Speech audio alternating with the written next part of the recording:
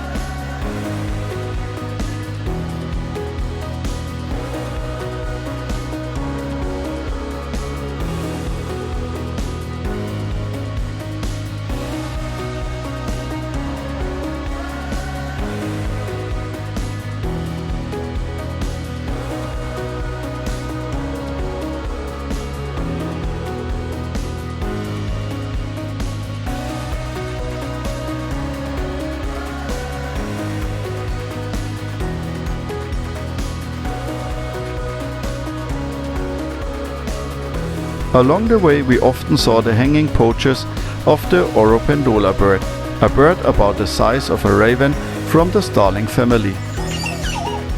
Its call is very distinctive, a mixture of whistles, chuckles and mechanical sounds.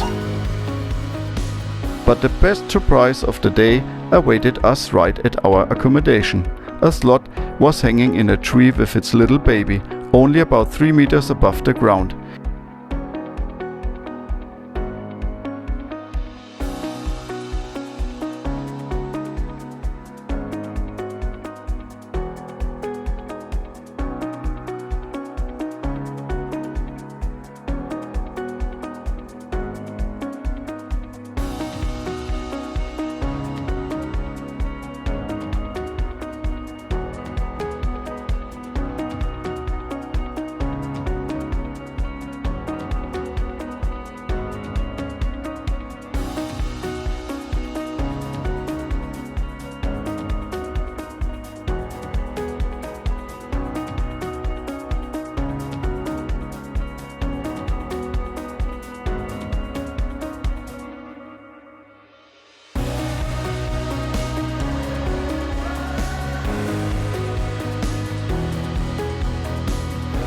In Costa Rica, nature is never far away.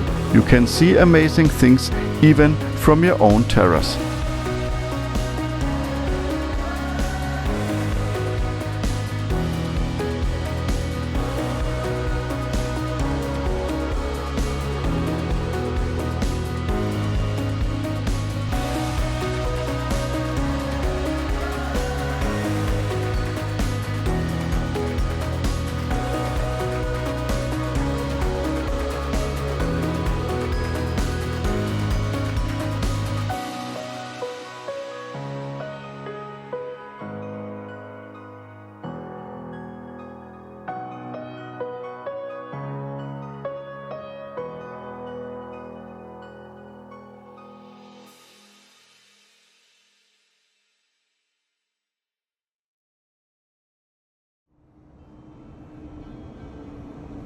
On day 11 we set off for another highlight in Costa Rica, Tortuguero National Park. You can't get there by car alone. First you drive to the boat landing in La Pavona, park your car in a large parking lot, take all your luggage with you and board one of the boats. For about 2 hours you follow the Rio La Suerte through the evergreen rainforest.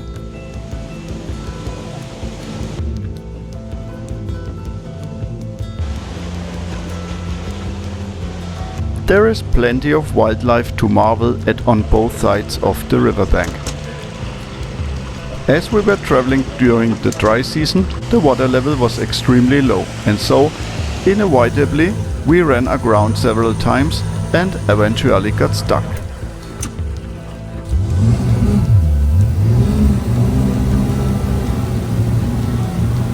After about 5 minutes of full throttle forward, backward, left and right, we made it.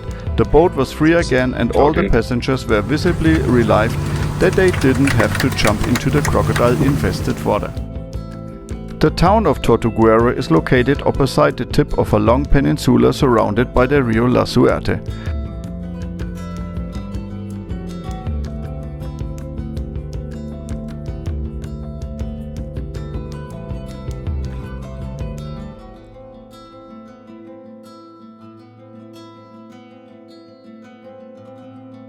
Our accommodation was located right on this peninsula. This meant that whenever we want to go into the town, we had to take a water taxi, of which there were plenty here.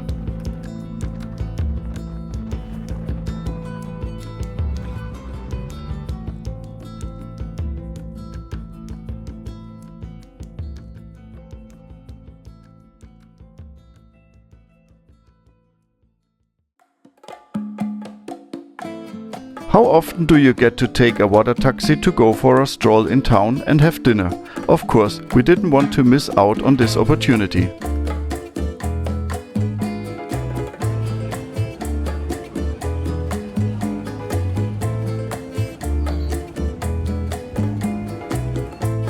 In town, we visited the office of Ernesto, our guide for the boat tour the next morning.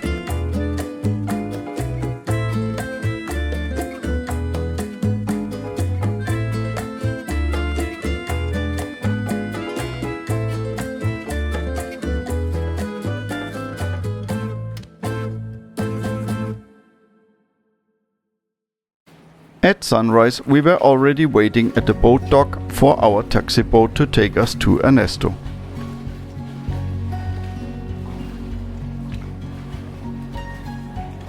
Ernesto was born and raised in the national park and has lived here his entire life. With this small boat, which he maneuvered only with a paddle, he showed us the richness of his homeland.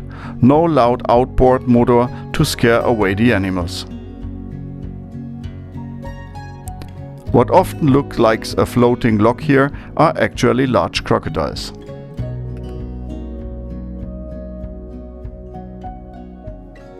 Tortuguero National Park on the Caribbean coast of Costa Rica is a true natural paradise of rainforest, canals and beaches. It is famous as a nesting site for sea turtles, especially green sea turtles, though not during our travel seasons. Caimans, monkeys, sloths and colorful birds can be spotted on the waterways. It is a place where nature truly comes alive.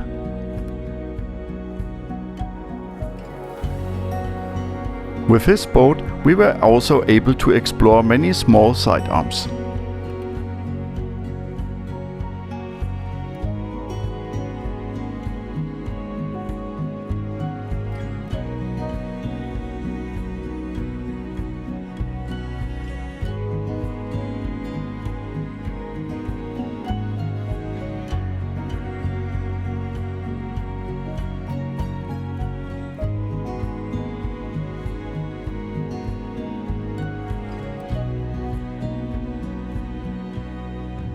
Without his trained eye, we would certainly have missed many animals.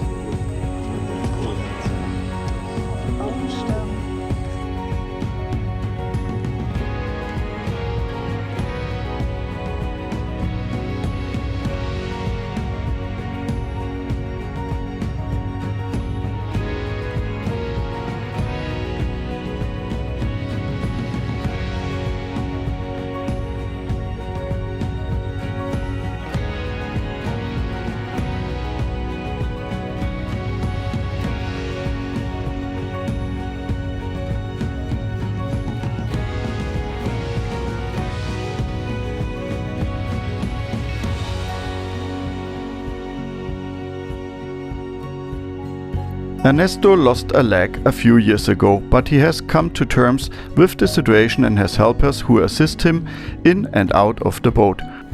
We can wholeheartedly recommend his tours.